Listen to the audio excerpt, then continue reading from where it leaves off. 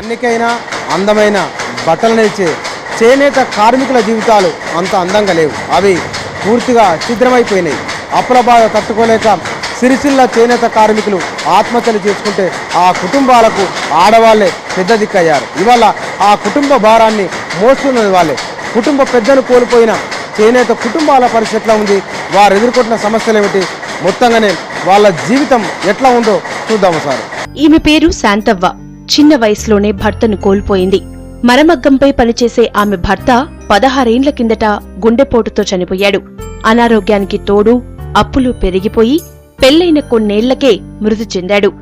వారికి పుట్టిన బిడ్డను శాంతవ్వ కష్టపడి చదివించింది. ఆ అమ్మాయి ఇప్పుడు ఉద్యోగం కోసం ప్రయత్నిస్తూ బీడీలు చేస్తూ తల్లికి ఆసరా అవుతోంది.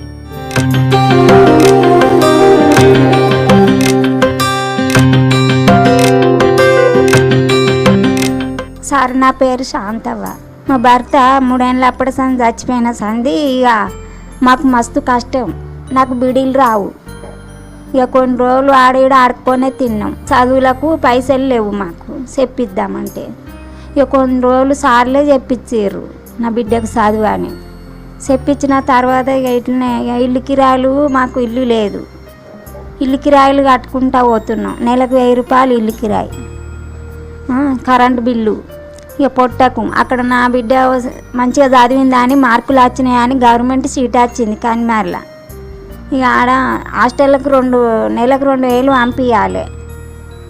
నాకు వచ్చే జీతం ఇప్పుడు కండేలు చుట్టపోతా. నేను వచ్చే జీతం 3000.5. ఆ 3000.5లకి వెళ్ళి ఇవన్నీ కష్టపడుకుంటా, ఇతల నన్ను ఇంకేమన్నా పని చేసుకుంటా, కష్టాలు పడుకుంటా నేను మా బిడ్డను సాదుకుంటున్నా. మళ్ళీ చదువుతా ఉంటుంది, పైసలు లేవు. నా పేరు స్వప్న. మా అమ్మ పేరు శాంతవ్వ. మేమిద్దరమే ఉంటాం ఇంట్లో. చాలా కష్టపడి మా అమ్మ నన్ను పెంచింది. ఫ్రీ అంటారు కానీ హాస్టల్లో డబ్బులు ఇవ్వడమే, రెంట్ ఉంటుంది. ఇక మొత్తం మన ఫుడ్ మనం అరేంజ్ చేసుకోవడం ఉంటుంది. దానికోసం 2000 పంపించేది. ఇక మిగతా ఇంట్లో ఏముండేది కాదు. అమ్మ అటు ఇటు వెళ్ళి డబ్బులు ఇంట్లో ఖర్చు పెట్టుకోవడానికి ఉండేది. చదువుకుంటూ అప్పుడప్పుడు బీడీలు చేసేదాన్ని. అదే ఇక కొంచెం హెల్ప్ అయింది మాకు. నాకు ఇంకా చదువుకోవాలని ఉంది. ఇప్పుడు నేను డిగ్రీ అవుతున్నా. అందులో మాకు స్కాలర్షిప్ వస్తలేదు. స్కాలర్షిప్ వస్తే చదువుకుందామని అనుకుంటున్నా. తన భర్తను కోల్పోయిన శాంతవ్వ తన బిడ్డను చదివించుకోవడానికి ఎట్లా కష్టపడుతున్నది, ఏం చేసినా ఇందాక చూసినాం. ఇంకొక చేనేత కార్మికుని కుటుంబం ఇది.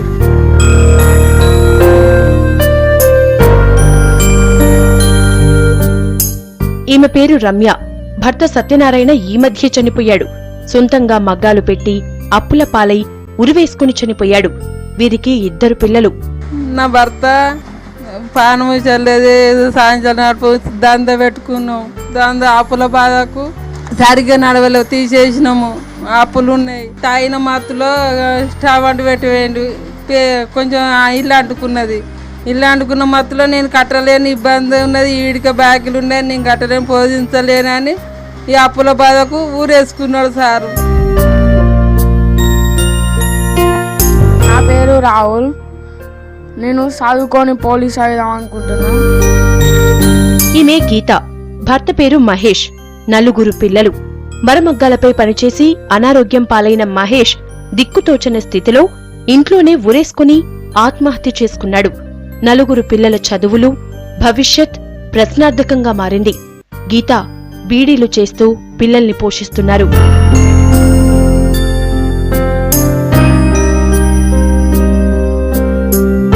సర్గం గీత. మా ఆయన పేరు సర్గం మహేష్. పిల్లలు అంటే ఆయనే సాంచల పని చేస్తాడు.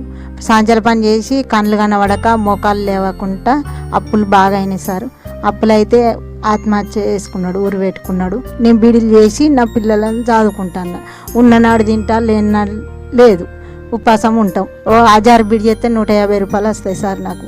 ఈ పిల్లలకు చదివించుకుంటా, ఈ పని చేసుకుంటా నేను గడుపుతాను సార్. అప్పులు 3,60,000 దాకా అయినాయి సార్ మాకు ఇల్లు కట్టుకుంటే.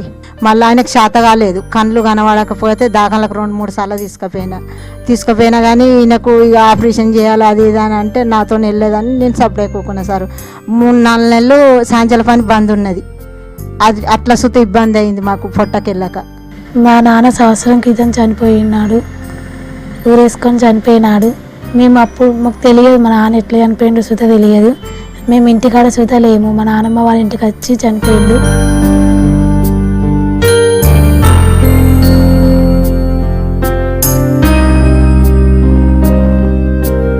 భర్తను కోల్పోయి తన నలుగురు పిల్లలతో సంసారాన్ని నెట్టుకొస్తున్న గీత జీవితాన్ని ఆమె మాటల్లోనే చూసినాం. మరొక చేనేత కార్మిక కుటుంబం సిరిసిల్లలోని శాంతినగర్లో నివాసం ఉంటుంది. తన భర్తకు 2 కిడ్నీలు పాడైపోయినాయి. తను కూడా నేత కార్మికుడు పనిచేసిండు. కుటుంబ పెద్ద ఇంట్లో ఉన్నట్లే కానీ ఈ కుటుంబాన్ని మొత్తం పోషిస్తున్నది సుగుణనే.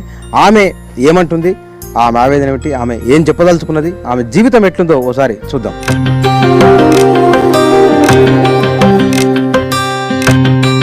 ఈయన మార్కండేయులు.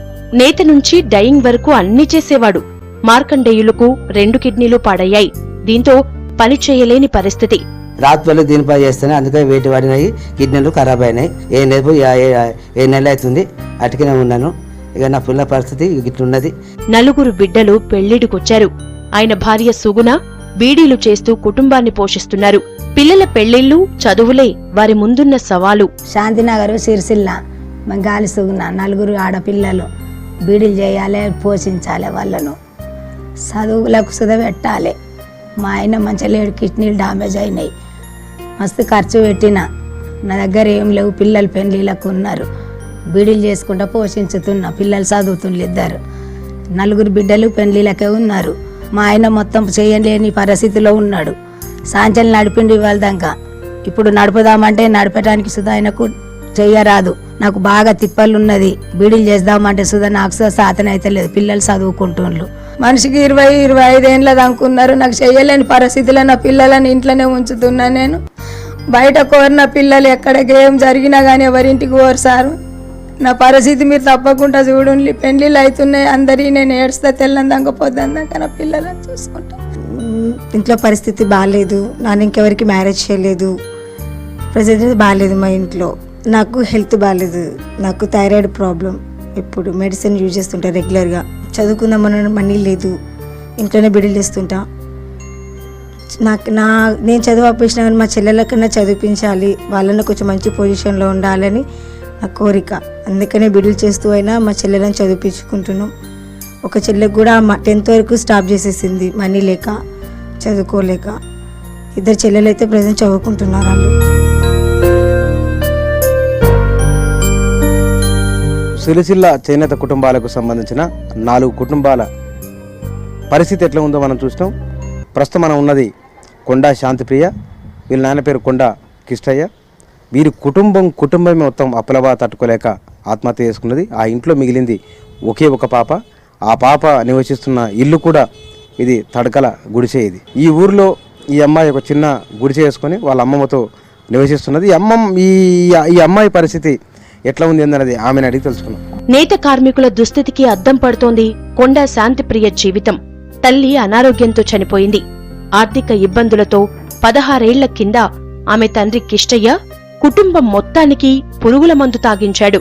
తండ్రితో పాటు శాంతిప్రియ అక్క, నానమ్మ, తాత అందరూ చనిపోయారు. బతికి బయటపడ్డ శాంతిప్రియను అమ్మమ్మ పెంచి పెద్ద చేసింది. ఇప్పుడు డిగ్రీ చదువుతోంది. కాని ఆర్థిక పరిస్థితులు, కుటుంబ విషాదం ఆమెను ఇప్పటికీ వెంటాడుతున్నాయి. ఆరోగ్యం మంచిగా లేక చనిపోయింది మా అమ్మ. చనిపోయిన తర్వాత 10 నెలలకే మా నాన్న విషం తెచ్చి మా అందరికీ పోసిండు. నేను తాగక నేను బయట కురికొస్తే నాకు కూడా దొరకబట్టి పోసిండు. మా అక్కకు అక్క నువ్వు తాగకల విషం ఉందంటే మా అక్క తాగింది. ఇక మా అక్కను హాస్పిటల్కి తీసుకుపోతే మా అక్క బతకలేదు. నన్ను ఒక్కదాన్ని మిగిల్చి అందరు చచ్చిపోయారు ఆ రోజు. అప్పటి నుండి మా అమ్మమ్మ చేత పట్టి మస్తు దావకాల పొంట తిరిగింది. నాకు అన్ని వేయించింది. హాస్టల్లో కూడా వేసిరు నన్ను. హాస్టల్లో వేసినాక ప్రతి ఒక్క హాస్టల్లో ఆరోగ్యం మంచిగా లేకుండే, నాకు వాటర్ పడక హాస్టల్లోకి వెళ్ళి కూడా తీసుకొచ్చి మళ్ళీ ఇంటికాడనే ఉంచుకుంది. అప్పటి నుండి నేను కష్టపడుకుంటూ పెద్ద పెరిగిన. ఎవరైనా అమ్మని చూస్తే కూడా మా అమ్మ ఉంటుంది, మా అమ్మ ఉంటే మంచిగా ఉండు, మా అమ్మ నన్ను మంచిగా చూసుకుంటుండే కావచ్చు, ఇంకా మంచిగా హాస్టల్లో నన్ను మంచిగా చదివిపిస్తుండే కావచ్చు, నాకు మంచిగా బట్టలు ఇప్పిస్తుండే కావచ్చు అని అనిపిస్తుంది ఎవరైనా అమ్మని చూస్తే. నా బిడ్డ, నా అల్లుడు అందరు చచ్చిపోయారు. ఆ పిల్ల 4 ఏళ్ళ పిల్ల. ఆ పిల్ల మందు దావక నా దగ్గర కురికొచ్చింది. ఆ 4 ఏళ్ళ పిల్ల నుంచి నేను పిల్లను పట్టుకొని ఇవాళ రాక చేసిన అదో దాంతో నాదో పొట్టకు వెళ్ళ తీసుకున్నాం అయ్యా.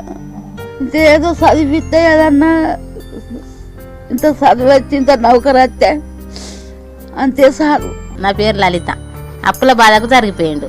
ఇంకో పిల్ల పెళ్లికి ఉండి ఆ పిల్ల పెళ్లికి కూడా చేసినాం. ఇంకో పిల్ల పెళ్లికి ఉన్నది. ఒక కొడుకు 12 సంవత్సరాల కొడుకు కూడా జరిగిపోయిండు. కప్పనాగులు వచ్చి చచ్చిపోయిండు. అది హైదరాబాద్ దాకా వేసుకపోతే కూడా 25,000 అయినాయి. అట్లా కూడా బతకలే, అట్లా జరిగిపోయిండు. ఇప్పుడు మళ్ళీ బిడ్డ పెళ్లికి కావాలంటే కూడా పరిస్థితి మంచిగా లేదు.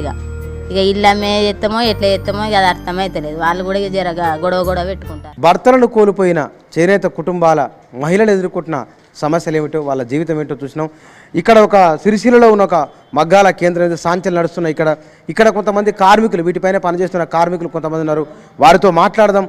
అప్పుడంటే జీవితం ఇబ్బందుల్లో ఉన్నది, మరి ఇప్పుడు ఎట్లా ఉంది, వాళ్ళు వస్తున్న జీతానికి, వాళ్ళ సంపాదనకు, వాళ్ళ కుటుంబ పోషణ ఎట్లా ఉందో కొంతమంది కార్మికులు ఇక్కడ ఈ సాంచల మీద పనిచేసే వాళ్ళు ఉన్నారు. ఈ సిరిసిల్లలో ఉన్న ప్రధానమైన సాంచల్లో ఇది ఒకటి.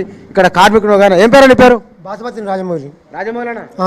ఎన్నేళ్ళకి చేస్తున్నావు పని? ఇది మనం 13-20 ఏళ్ళు సార్ చేయబట్టి. సిరిసిల్లో మాత్రం నేను భీమండిలో 10 ఏళ్ళు చేసిన. ఇప్పుడు ఇక్కడ 13 ఏళ్ళు చేయబట్టి. ఇప్పుడు ఇక్కడ 13 ఏళ్ళు చేస్తున్నాం కూడా మాకు ఎలాంటి సంపాదన లేదు. అట్లా కాదా, నీకు ఇప్పుడు నీకు వచ్చే జీతం ఎంత, నీ ఖర్చు ఎంత, ఎంతమంది పిల్లలు? సార్ నాకు 2 బిడ్డలు 1 కొడుకు సార్. 2 బిడ్డలు 1 కొడుకు. ఇప్పుడు 2 బిడ్డలు పెళ్లి చేసిన. ఎలాంటి బాధలు కొన్ని తప్పినాయి, ఇంకా బాకీలు ఉన్నాయి. ఇవి ఎప్పుడు సాంజలు నడపలేదు సారు. ఈ సాంజలు నడిపితే మాకు రోజు ఒకటికి 300-200 వస్తాయి. మేము పిల్లలను పోషించాలంటే పోషించలేము. వాళ్ళు ఇప్పుడు నెల మొత్తం పని ఉంటుందా లేకపోతే కొద్ది రోజులే ఉంటుందా? నెల అంటే ఉంటుంది. ఒకనాడు 15 రోజులు ఉంటుంది, 15 రోజులు నడుస్తుంది. ఒకరొకరు ఉంటుంది, ఒకరు ఉండదు. వాళ్ళు మాలు ఉండదు తీరుతారు, మాలు వచ్చినే తీరు. అట్లా 6 నెలలు వస్తుంది, 6 నెలలు 2 నెలలు బంద్ చేస్తారు.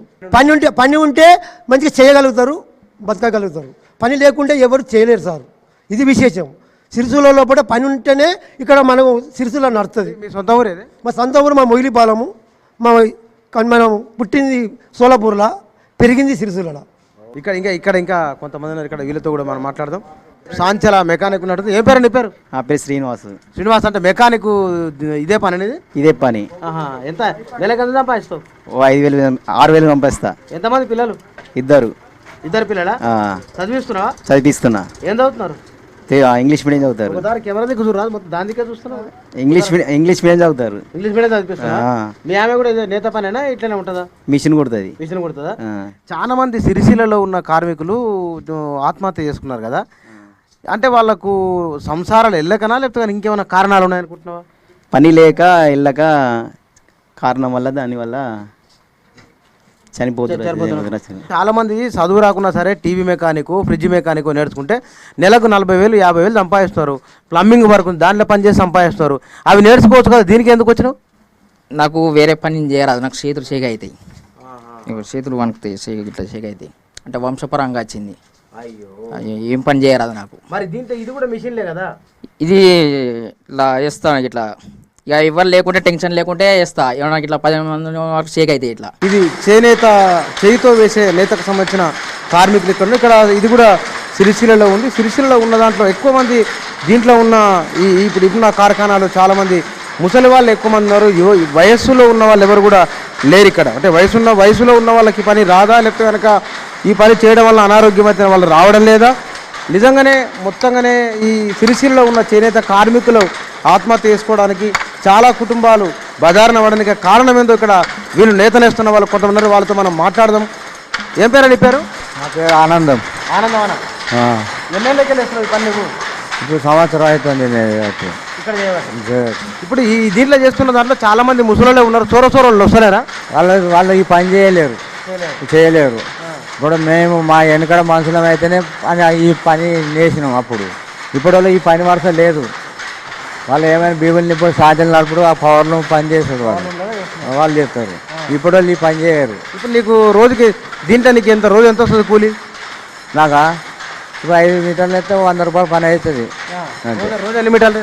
రోజు 5 మీటర్లు 6 మీటర్లు పని అవుతుంది. 5 మీటర్లు. కానీ నువ్వు రోజు దీన్ని ఇట్లా అనడం వల్ల ఈ చైన్ ఇట్లా అనాలే కదా?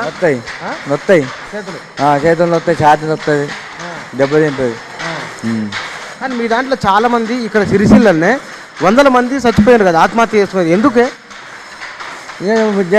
వెళ్ళక ఇట్లా కష్టాలు ఇల్లు కట్టుకోలేక కొన్ని బాధ్యతలు భరించలేక కొన్ని అవకతవకలు జరుగుతాయి కాబట్టి సరైన కూలి వెళ్ళక ఇంటికి తిప్పలు. దానివల్ల మనకు ఇప్పుడు గవర్నమెంట్ నిర్ణయించిన కూలీ ప్రకారం ఇయ్యరు, అక్కడ చేస్తారు ఒకటి, ఇక్కడ ఇచ్చేది ఒకటి. అట్లా ఎన్నేళ్ళకెళ్ళి పని చేస్తున్నావు? 16 ఏళ్ళ నుంచి పని చేస్తాను. చిన్నపిల్లల నుంచి? 10 ఏళ్ళ పిల్లన్నప్పటి నుంచి. మరి ఏమైనా సంపాదించావా ఈ పని చేసి? ఏం సంపాదించలే. అవుతుంది. దీనిలో ఒక మాట చెప్పారు, చాలా మంది మీ దాంట్లో నేత పని వేసిన చచ్చిపోతున్నారు కదా, ఎందుకు చచ్చిపోతున్నారు? వాళ్ళు అవి చచ్చిపోకుండా ఉండాలంటే ఏం చేయాలంటే నీ అనుభవంతో చెప్పు. చచ్చిపోవాలంటే ఏం చేయాలంటే దాన్ని పని చేయలేక మంది చేసుకొని చచ్చిపోతాను. ఇంకా ఏదో బాధ ఉండి అట్లా ఉరి పెట్టుకుంటాను. ఇంకా ఆత్మని చూద్దా మొగంతో బాధ చేయబట్టి ఆయన చూద్దా గాసుని నోసుకొని చచ్చిపోతాను.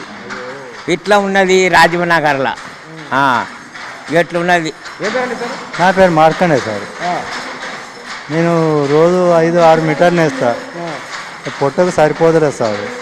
వీడికి 10-18 సంవత్సరాల సంది ఇదే మొగ్గం పని చేస్తాను, సరిపోతలేదు. చాలక ఉపవాసం ఉండి ఓ పూట తిని ఓ పూట తినక కాలక్షేపం గడుపుతాను. చాలకనే ఆత్మహత్యలు చేసుకుంటాను. ఆకలికి చాలక పని చేసి చాలక ఆకలి సాగుకు చచ్చిపోతాను. బాకీల బాధకు బాకీలు తెచ్చుకున్నవి ఇవ్వకపోతే వాడు బాధ పెట్టబట్టే ఇక పని కాదా ఇక అంత ఊరేసుకున్నాడు. ఈ కార్మికులు తాగుడుకు బానిస అవుతారు కాబట్టి, యజమానులు అన్నారు తాగుడుకు బానిస అవుతారు కాబట్టి వీళ్ళకి ఎందుకు తాగుడు బంద్ కావాలంటే 8 గంట డ్యూటీ పని కల్పించాలి అని ప్రతి ఒక్కరు కోరినా ఈ 8 గంట డ్యూటీ ఇంతవరకు అమలు కాలేదు. ఇలా కార్మికులు తాగుడుకు బానిస ఎందుకు అవుతుర్రు? ఆరోగ్యాలు ఎందుకు చెడిపోతున్నాయి? ఈ యజమానులు 12 గంటల డ్యూటీ చేయమని ఖచ్చితంగా వాదిస్తున్నారు. ఈ కార్మికుల అందరికీ తాగుడుకు బానిస బంద్ కావాలంటే 8 గంటల డ్యూటీ కావాలి. గతం ప్రభుత్వాలు ఉన్నప్పుడు 2002లో కార్మికులు ఎక్కువ సంఖ్యలో చచ్చిపోయారు. ఎందుకు చచ్చిపోయారు అని అంటే, ఒక కార్ఖానలో మేము పనిచేస్తాం, 20 మంది కావచ్చు, 4 కావచ్చు, 5 మంది కావచ్చు. ఒకనాడు నేను పనికి పోలేదనుకో ఆ కార్ఖాన నుంచి నెట్టేస్తాడు ఆ సేటు. అటువంటి సమస్యలలో కార్మికునికి పని దొరకకపోవడం వల్ల బానిసై కళ్ళుకు తాగుడుకు అలవాటై ఆ రకంగా చచ్చిపోయారు. అప్పుడు కలెక్టర్లు కావాలి వాళ్ళు ఏం చెప్పిల్లంటే ప్రత్యామ్నాయ మార్గాలు ఎంకలాడుకోవాలి, మీరు లోన్లు ఇస్తాము, అది ఇస్తాము, ఇది ఇస్తాము అని చెప్పిళ్ళు. కొంతమందికి మాత్రమే లోన్లు ఇచ్చారు. నాలాంటి వాళ్ళకి నేను ఖచ్చితంగా మాట్లాడినా కాబట్టి నాకు లోన్ ఇచ్చారు సార్. నేను సైకిల్ ట్యాక్సీ పెట్టుకొని నడుపుతాను. ఇప్పుడు ఇంకా నాలాంటి వాళ్ళు ఎంతోమంది ఉన్నారు. వాళ్ళందరూ కూడా ఆర్థికంగా ఎదగాలంటే ఇవాళ మన మోడీ గారు ప్రధానమంత్రి చెప్పినటువంటి ముద్రణ లోన్ వాస్తవికంగా ఏ కార్మికుని కూడా అందలేదు. కాబట్టి అది సిరిసిల్లలో ఉన్నటువంటి కార్మికులకు చెందాలి. మరి ఓనర్ ఈయన సాంచల ఓనర్, మరి ఈయన ఏమంటాడో, ఈయన దీని గురించి ఏం మాట్లాడతాడో తెలుసుకుందాం. ఇక్కడ మేము పూర్తి స్థాయిలో వర్కర్కు పనిస్తున్నాం సార్. అయితే ఇక్కడ ఈ వ్యవస్థ ఏమవుతుందంటే అంచెలంచెలుగా వ్యవస్థ ఉంది ఇక్కడ మా దగ్గర. మేము రా మెటీరియల్ ఒక ఆడికెళ్ళి తీసుకొని మేము వీళ్ళందరినీ కష్టపెట్టుకుంటా మేము కష్టపడి ఆఖరికి వస్తే మార్కెట్కి వస్తే గిట్టుబాటు ధర లేదు. మార్వాడి చేతులలో మేము బానిసలమవుతున్నాం. మాకంటూ సిరిసిల్లలో మార్కెటింగ్ ఏర్పాటు చేయాలి. ఇక్కడ ఉన్నటువంటి ప్రాసెసింగ్ యూనిట్ మాకు వచ్చినట్లయితే వాళ్ళు ఏమంటారు అంటే మగ్గాల దగ్గర పనిచేసి దుమ్ము ధూళికి మందుకు బానిసలేమని వాళ్ళు అంటున్నారు. మార్వాడి చెట్లకు బానిసలేని మీరు అంటున్నారు. వాళ్ళ మందు తప్పాలే బాధ, మీరు బానిసత్వం తప్పాలంటే ఏం చేయాలంటారు? ఇక్కడ స్థానికంగా మనకు కావాల్సిన మార్కెటింగ్ సదుపాయం గవర్నమెంట్ కల్పించాలి. గుడ్డ మనం ఉత్పత్తి చేసిన గుడ్డ ఇక్కడనే రంగు చేసుకొని ఇక్కడనే అమ్ముకునేటువంటి వెసులుబాటు కల్పించాలి మనకి. ఇంకోటి చేతి కిందకి పోకపోతే మనము ఎట్లయితే రైతు కదా ఎట్లా దగా పడుతున్నామో మేము సుధా ఆ రకంగానే దగా పడుతున్నాం. ఇప్పుడు మీలాంటి ఓనర్లు ఎంతమంది ఉంటారు సిరిసిల్లలో? దాదాపు 2,000 మంది దాకా ఉంటారు సార్ ఓనర్లు. అంటే దానిలో మాస్టర్ వీవర్లు ఉంటారు. 100 మంది సేట్లు ఉంటారు, మిగతా వాళ్ళంతా మాస్టర్ వీవర్లు ఉంటారు. ఇప్పుడు కార్మికులు ఎంతమంది ఉంటారు? కార్మికులు దాదాపు 25,000 మంది దాకా ఉంటారు సార్ ఇక్కడ. ఇప్పుడు అంటే ఏ స్టేజ్ వరకు బట్టలు తొడుక్కునేవారు? ఇప్పుడు ఇది ఉందనుకో, ఇది నీ కంపెనీలో తయారైందా, నువ్వు బయట కొన్నావా? ఇది బయటనే కొన్నాం సార్. కాటన్ మా దగ్గర పాలిస్టర్ ఉత్పత్తులు ఇవంతా బ్లౌజ్ పీసులు తయారవుతాయి సార్. మొత్తంలో బ్లౌజ్ పీసులను శారీస్ తయారవుతాయి. వేరే ఇప్పుడు కాటన్ ఉంది, కాటన్లో పెట్టికోట్ తయారవుతుంది. ఇప్పుడు అధునాతనంగా మనకు గవర్నమెంట్ గారు కేటీఆర్ గారు మనకు పీసీ ఆర్డర్ ఇచ్చిండ్రు. కొంతవరకు ఒక 25% మేము పక్కకు జరిగినాం సార్. రాబోయే రోజులలో కేటీఆర్ గారు సిరిసిల్లను ప్రత్యేక దృష్టి పెట్టుకొని ఇంకా ఉత్పత్తులు, రైల్వే డిపార్ట్మెంటు, ఆర్టీసీ డిపార్ట్మెంటు, ప్రభుత్వ ఆసుపత్రులు, గవర్నమెంట్లో పనిచేసే ప్రతి వ్యవస్థలో ఆ గుడ్డను మనకు ఆర్డర్ ఇచ్చినట్టయితే మేము దీంట్లో నుంచి తొలగిపోయి కార్మికునికి కావలసినంతటువంటి కడుపు నిండేటువంటి పొట్టకు సరిపోయేంత కూలి ఇవ్వగలిగేటువంటి స్టేజ్కి వస్తాం. నా పేరు వేముల మార్కండేయులు. నేను నేత కార్మికుల కమ్యూనిటీ ఫెసిలిటేటర్గా సిరిసిల్లాలో గత 10 సంవత్సరాల నుండి పనిచేయడం జరుగుతుంది. సిరిసిల్లాలో జరిగేటువంటి ఆత్మహత్యల నివారణ కొరకై ప్రభుత్వం మమ్మల్ని నియామకం చేసింది. ఈ దిశ లోపల ఆత్మహత్యల నివారణ కొరకు మరి మేము అనేక కార్యక్రమాలు కూడా ప్రభుత్వ పరంగా చేసి ఆత్మహత్యలు జరగకుండా మేము కౌన్సిలింగ్ చేయించడం, అదేవిధంగా ఉచిత సామూహిక వివాహాలను ఉచితంగా పెళ్లిళ్ళు చేయడం, అదేవిధంగా పిల్లలకు మరి స్కాలర్షిప్లను ఇప్పించడం, అంతేకాకుండా ఇంకా వాళ్ళకు పిల్లలు ఉంటే హాస్టల్లా చేర్పించడం, ఆత్మహత్య జరిగిన తర్వాత వాళ్ళకు అనాథలు కాకుండా వాళ్ళని పిల్లలను కూడా మేము హాస్టల్లా చేర్పించడానికి కూడా తగు చర్యలు చేపడుతాం. ఆత్మహత్యలకు ప్రధానమైన కారణం ఏంటి, వాటి పరిష్కారం ఏంటి?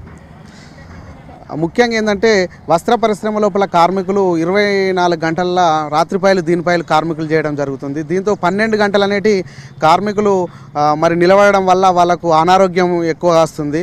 కనుక ప్రభుత్వం కూడా ఈఎస్ఐ హాస్పిటల్ హెల్త్ కార్డులు అనేటి ప్రభుత్వం అమలు చేసినట్టుంటే కొంత కార్మికులకు అది ఆరోగ్యపరంగా వాళ్ళకు సెక్యూరిటీ ఇచ్చిన వాళ్ళం అవుతాం.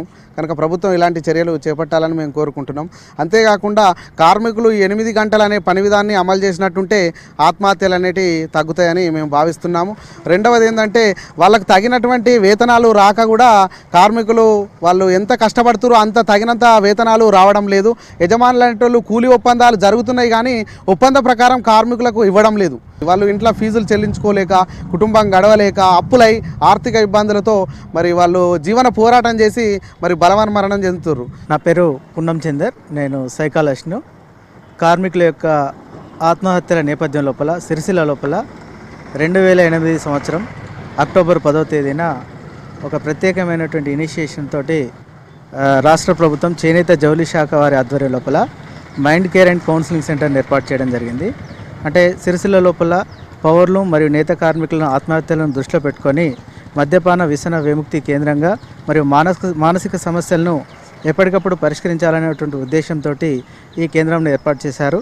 మరి నాటి నుండి నేటి వరకు కూడా దాదాపు 8,000కు పైగా ఆత్మహత్య భావాలు ఉన్నటువంటి వ్యక్తులను గుర్తించి కౌన్సిలింగ్ నిర్వహించడం ద్వారా ఆత్మహత్య భావాలను తొలగించడం అనేది mind care and counselling centre చేసింది. గత 6 సంవత్సరాల నుండి ఈ ప్రతి వార్డు స్థాయి లోపల కమ్యూనిటీ ఇన్వాల్వ్మెంట్ను పెంచడం ద్వారా విస్తృతంగా ఇక్కడ అది అవేర్నెస్ క్యాంపెయిన్స్ మరియు మనోధైర్య సదస్సులు ఏర్పాటు చేయడం ద్వారా కార్మికుల లోపల మనోధైర్యాన్ని పెంపొందించడం అనేది జరుగుతుంది. దాంతో గ్రాడ్యువల్గా అంటే గతంలో ఏ విధంగానైతే ఆత్మహత్యలు ఉండేటో ఇప్పుడు ప్రస్తుతానికి పూర్తి స్థాయిలో పడిపోవడం జరిగింది. మంత్రి కేటీఆర్ గారు ఆర్వీఎం ద్వారా ఒక కొత్త ప్రాజెక్టు ఇచ్చి కార్మికులకు నిరంతరం పని కల్పించే విధంగా ఏర్పాటు చేస్తున్నారు. మరి దీన్ని ఇంకా విస్తృతంగా పెంచినట్లయితే నిజంగా ఆత్మహత్యలను పూర్తి స్థాయిలో నివారించవచ్చు. సిరిసిల్ల చేనేత కుటుంబాల పరిస్థితి ఏమిటో చూసినాం, వారి సమస్యలు, వాటికి పరిష్కారాలు కూడా చూసినాం. ప్రభుత్వం తరఫు నుంచి చేసేది కొంత అయితే సమాజంగా మన తరఫు నుంచి కూడా చేయాల్సింది ఎంతో ఉంది. ఆ కుటుంబాలను ఆదుకోవాల్సిన సామూహిక సామాజిక బాధ్యత మనందరిపైన ఉంది.